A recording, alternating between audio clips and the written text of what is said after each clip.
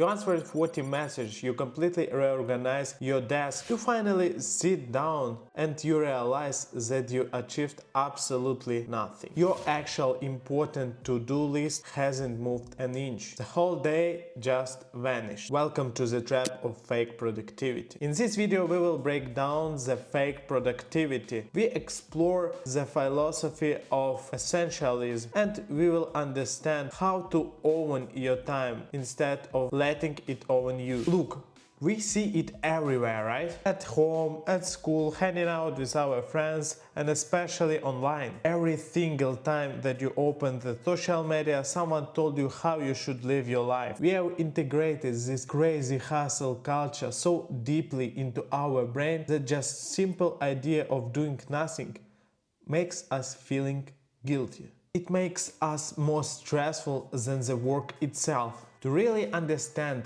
why we are doing this to ourselves, let's imagine a normal guy. Let's call him Leo. Leo is 15 years old. He goes to the high school and he plays on the school's basketball team. Now, Leo's life is pretty good. He's doing well in his classes, he is a great player and he feels good about himself. He feels productive because all the time that he spent goes into the really matters things for 15 years old and he is getting real results. But then Leo discovers YouTube self-improvements. He starts watching this video where the people say you how the successful person should really live. What time to wake up, what strict diet to follow, how many hobby he should track. Suddenly, Leo looks at his life and think, man, I'm so lazy compared to these guys. So he decided to upgrade his life. He added 5 a.m. morning running before the school. Oh, and he decided to start learning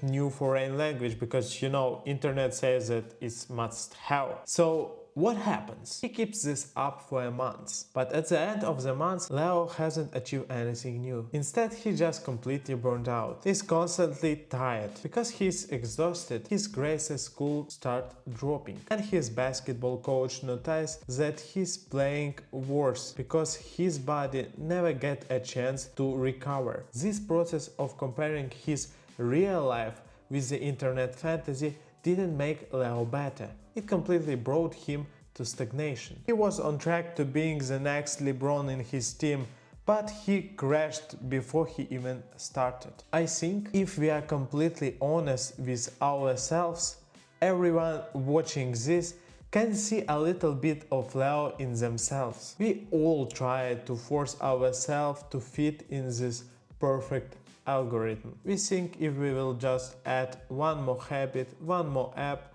one more hour of work, we will actually arrive. But Leo's mistake isn't a lack of discipline, it was a lack of selection. He thought everything was a priority, that means nothing was. So why do we torture ourselves? I think it's because our society taught us that being busy equals being important. Let's think about it. Imagine that you run into your old friend and you asking, hey man, how you doing, what you did all this time? And for sure he will answer, oh man, I was so busy. And this actually for you means that he doing really important stuff. So we start performing. Fake productivity is just a theater. We create the illusion of busyness to convince our friends, our family. But let me clarify what I mean when I'm saying doing nothing. I mean we are doing anything that's truly important for us. There is a biological cause for this too. It's called decision fatigue. Every time you add a fake task to your list, like checking a mail for 11th time or deciding what the productive font looks better, you're burning the same fuel that you need for your important task. By the time you actually go to the big stuff, your brain is empty. I faced this exact problem for the first time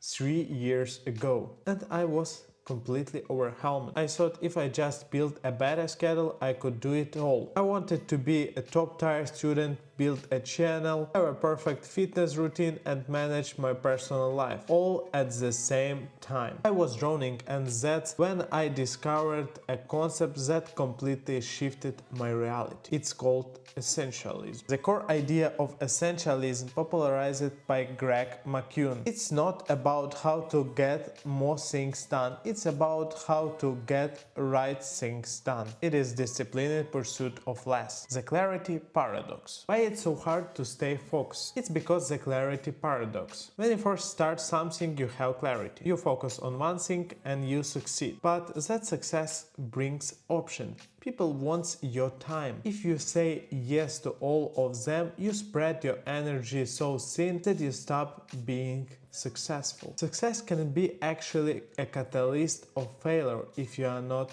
essentialist. The logic of trade-off. We hate the word no, but essentialism forced us to ask, which problem do I want? If I want to be a great athlete, I should accept the problem of not being able to go to all Fridays party. If I want to build a business, I should accept the problem of not being caught up on every Netflix show. Essentialism doesn't ask you how can I make this all work. It asks what am I willing to go beyond. The 90% rule. Think about your life like a closet. If you keep everything that is okay or can be useful later, your closet becomes full of junk. The 90% rule says if you rate a task or opportunity and it's not 9 of the 10 or even 10 of the 10, that actually means 0 of the 10. If it's not definitely yes, it's definitely no. This sounds harsh, but it's the only way to protect your time. I used to think being productive in the gym actually means doing everything. Weights, stretching, lifting, etc. things. My workout took about 2 hours. And you know what? I started to skipping a day because I dreaded the length of it. When I applied the 90% rule, I just realized that essential part is just heavy compounds lifting. I cut everything else and now my workouts are 40 minutes. And you know what? I never miss them. My results are better because I'm really consistent now. The social cost of no. This is the hardest part. When you start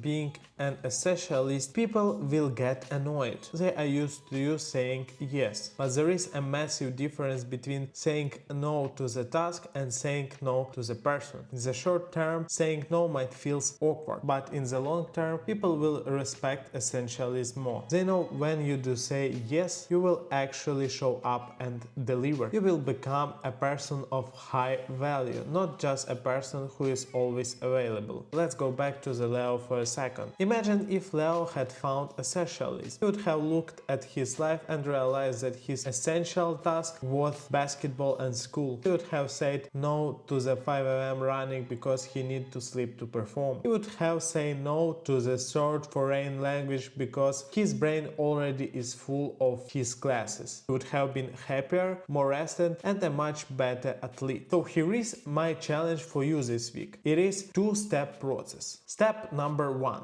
The audit. Look at your to-do list for tomorrow. Pick the 3 things that actually feels important. Okay, you do this and now delete 2 of them.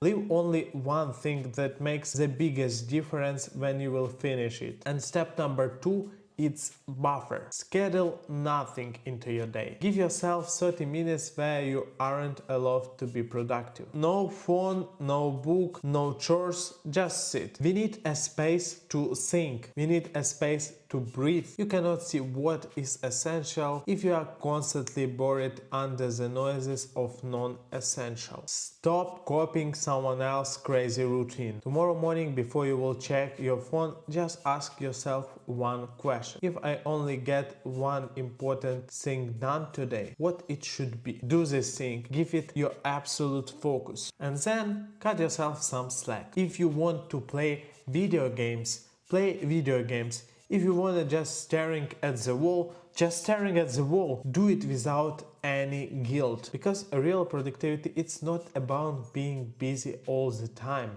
It's about getting the important stuff done, so you actually will have time and energy to live your life. I'd love to hear from you guys what one thing takes a lot of energy from you but gives you a zero results. Write in the comment below what is your fake task. It can really help a lot of us because we can have the same problem, and you can share how you actually work with that, or we can share how we actually work with that. Thanks for watching this video. If this video gives you a little bit clarity in your life, hit the like button, and I will see you in the next one. Bye.